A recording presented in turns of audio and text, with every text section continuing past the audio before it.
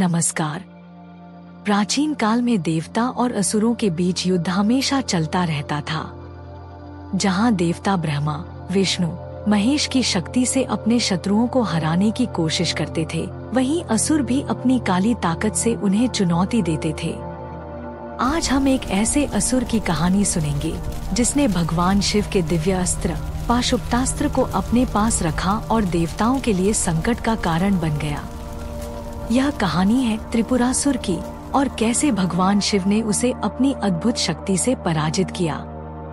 क्या था वह अस्त्र, कैसे यह त्रिपुरासुर के पास आया और आखिरकार कैसे भगवान शिव ने उसे पराजित किया, जानेंगे हम इस दिलचस्प और रहस्यमय कहानी में। यह कहानी की शुरुआत तारकासुर से होती है।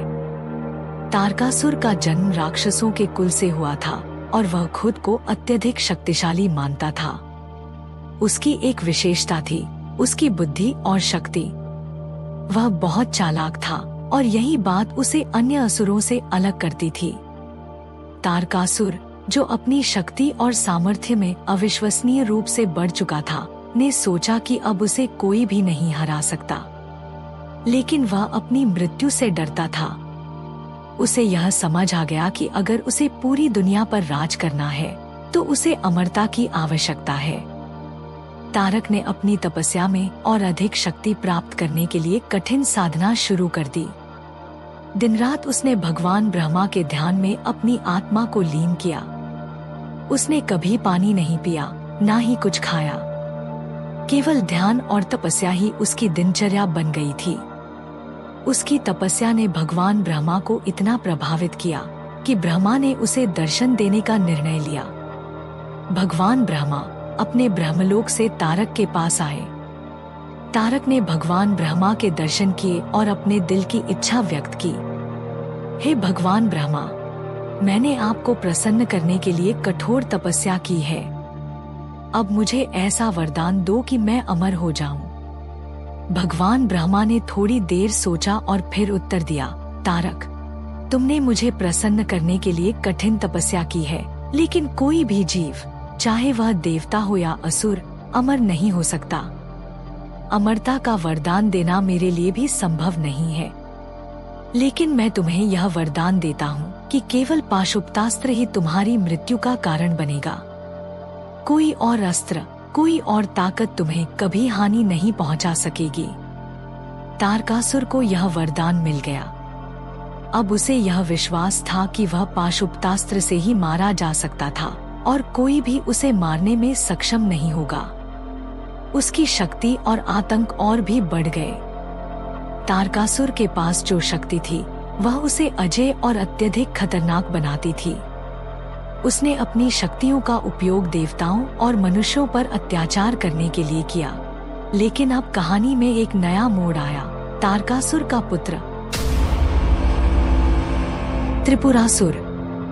त्रिपुरासुर का जन्म भी असुरों के कुल में हुआ था, लेकिन वह अपनी शक्ति और सोच में अपने पिता से भी कहीं आगे था। त्रिपुरासुर ने तारकासुर से बचपन में ही सुना था कि उसके पिता ने ब्रह्मा से वह वरदान लिया था जिससे वह केवल पाशुपतास्त्र से मारा जा सकता था। त्रिपुरासुर ने यह समझ लिया कि अगर उसे असुरों का राजा बनना है तो उसे इस अस्त्र को नियंत्रित करना सीखना होगा। त्रिपुरासुर की महत्वाकांक्षा बहुत बड़ी थी। वह चाहता था कि उसके 3 किले हों और उन्हें कोई भी नष्ट न कर सके। उसने अपने पिता के वरदान को अपनी ताकत बनाने की योजना बनाई और पाशुपतास्त्र का एक प्रकार से उपयोग शुरू कर दिया। त्रिपुरासुर अपनी पूरी शक्ति के साथ देवताओं के खिलाफ जंग छेड़े हुए था। उसकी ताकत अब इतनी बढ़ चुकी थी कि उसे लगता था कि अब देवता उसके आगे कुछ नहीं कर सकते। उसे अपनी शक्ति पर घमंड हो गया था और अब वह इंद्र को चुनौती देने का मन बना चुका था। त्रिपुरासुर ने इंद्र, जो देवताओं के राजा थे और जिनके पास वज्र था, को सीधा चुनौती दी। त्रिपुरासुर ने कहा, तुम जैसे देवता जो खुद को सर्वशक्तिमान मानते हो, क्या तुम मुझसे लड़ने की हिम्मत रखते हो? आज तुमसे तुम्हारा वज्र छीनकर तुम्हारी ताकत को समाप्त कर दूंगा। इंद्र ने पहले तो इसे एक मजाक समझा, लेकिन त्रिपुरासुर की चुनौती स्वीकार करने में उसने देर नहीं की। दोनों के बीच भयंकर युद्ध हुआ और इंद्र ने अपने वज्र से त्रिपुरासुर को मारने की कोशिश की, लेकिन त्रिपुरासुर के पास वह अद्भुत शक्ति थी जो किसी भी अस्त्र का सामना कर सकती थी। त्रिपुरासुर ने अपनी पाशुपतास्त्र की शक्ति से इंद्र के वज्र को पूरी तरह से नकार दिया। त्रिपुरासुर ने इंद्र को हराया और उसके वज्र को छीन लिया।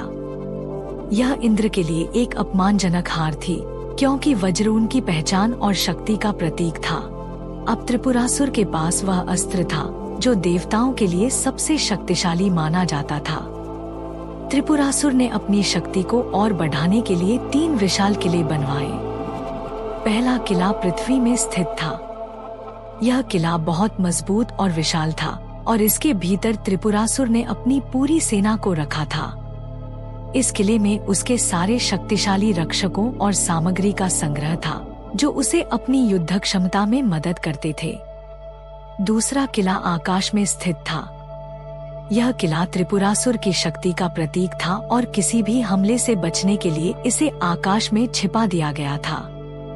यह किला बहुत ही असाधारण था क्योंकि यह हवा और बादलों के बीच लटकता हुआ और यह किसी के द्वारा देखा या छुआ नहीं जा सकता था। तीसरा किला हवा में था। यह किला पूरी तरह से हवा और समीर के माध्यम से बनाया गया था। इसे किसी भी बाहरी शक्ति से नष्ट करना असंभव था। त्रिपुरासुर ने इसे अपनी सबसे सुरक्षित जगह माना था जहां वह किसी भी हमले से बच सकता था। इन 3 किलों के साथ त्रिपुरासुर ने अपनी सत्ता को और भी मजबूत कर लिया था। अब वह न केवल पृथ्वी, आकाश और हवा में विजयी था, बल्कि उसकी ताकत में किसी भी देवता का सामना करने की क्षमता थी।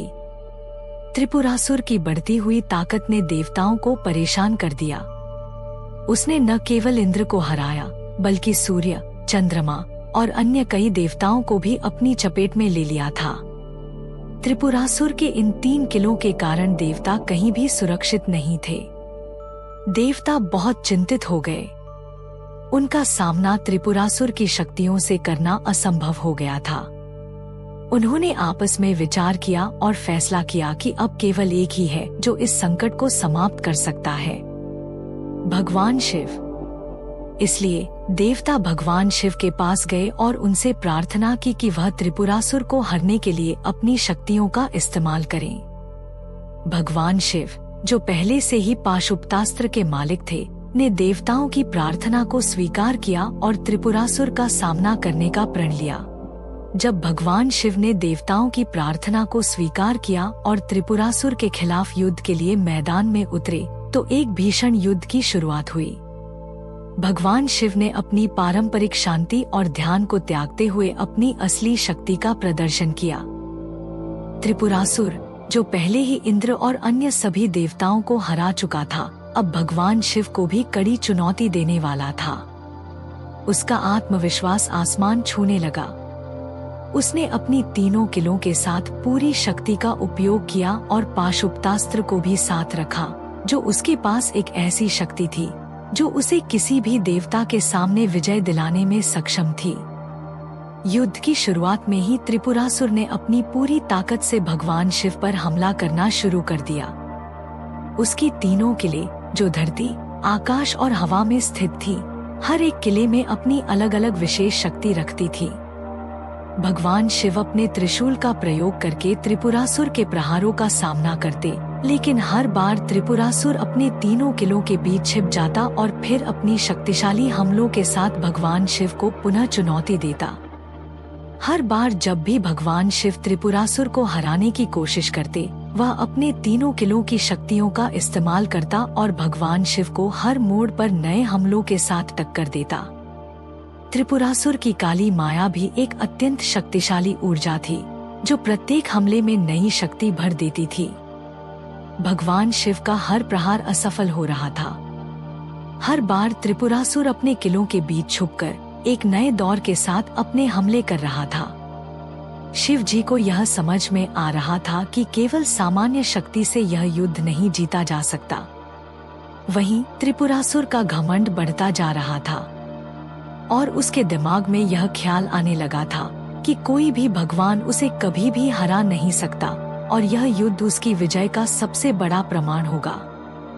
भगवान शिव को यह समझ में आ गया कि त्रिपुरासुर को सिर्फ उसके 3 किलों को एक साथ नष्ट करके ही हराया जा सकता है। भगवान शिव ने अपनी तपस्या और ध्यान से अपनी पूरी ऊर्जा इकट्ठी की और एक शक्तिशाली बाण तैयार किया। यह बाण न केवल त्रिपुरासुर के 3 किलों को नष्ट करने की क्षमता रखता था, बल्कि उसकी शक्ति इतनी भयंकर थी कि वह किसी भी ताकतवर रक्षा को तोड़ सकता था। भगवान शिव ने अपने बाण को उस विशाल ताकत के साथ छोड़ा कि वह तुरंत त्रिपुरासुर के 3 किलों पर एक साथ प्रहार करने के लिए आ गया। जैसे ही बाण ने अपना रास्ता पकड़ा, वह एक अद्भुत गति से त्रिपुरासुर के 3 किलों की ओर बढ़ा। हर एक किले को एक साथ मारते हुए बाण ने उन्हें अपनी ताकत से छिन्न भिन्न कर दिया। पहला किला जो पृथ्वी पर था टूटने लगा। दूसरा किला जो आकाश में था भी विध्वंस होने लगा। और फिर तीसरा किला जो हवा में था वह भी जैसे ही बाण की चोट से भस्म हो गया। अब त्रिपुरासुर के पास अपनी रक्षा के लिए कुछ भी नहीं बचा था। जब भगवान शिव के बाण ने त्रिपुरासुर के 3 किलों को एक साथ नष्ट कर दिया तो त्रिपुरासुर का गुस्सा आसमान छूने लगा। उसके लिए यह अपमानजनक था कि वह खुद को पराजित होते हुए देखे। उसे लगा कि अब उसकी हार निश्चित हो चुकी है। उसने मन में ठान लिया कि अब वह अपनी सबसे ताकतवर शक्ति यानी पाशुपतास्त्र का इस्तेमाल करेगा। हालांकि पाशुपतास्त्र भगवान शिव का अस्त्र था और उसे पूरी तरह से नियंत्रित करना त्रिपुरासुर के लिए असंभव था। फिर भी त्रिपुरासुर का अहंकार और उसकी कूटनीति उसे इस अस्त्र का इस्तेमाल करने की ओर प्रेरित कर रही थी। त्रिपुरासुर ने पाशुपतास्त्र को भगवान शिव पर चलाया, लेकिन भगवान शिव के पास त्रिशूल था जो किसी भी अस्त्र से ज्यादा शक्तिशाली था।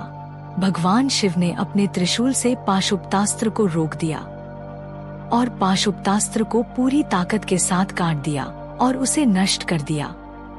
त्रिपुरासुर का वह सबसे शक्तिशाली अस्त्र भी अब बेअसर हो गया था। भगवान शिव ने त्रिपुरासुर की तरफ देखा और अपनी शक्ति का इस्तेमाल करके उसे नष्ट कर दिया। त्रिपुरासुर जो कभी असुरों का सबसे शक्तिशाली राजा था, अंततः भगवान शिव के हाथों पराजित हो गया। जैसे ही त्रिपुरासुर का नाश हुआ, देवता आकाश में खुशी से झूम उठे। भगवान शिव की जयकार होने लगी। अब त्रिपुरासुर के 3 किले और पाशुपतास्त्र जो देवताओं के लिए खतरे का कारण बने थे, हमेशा के लिए समाप्त हो गए।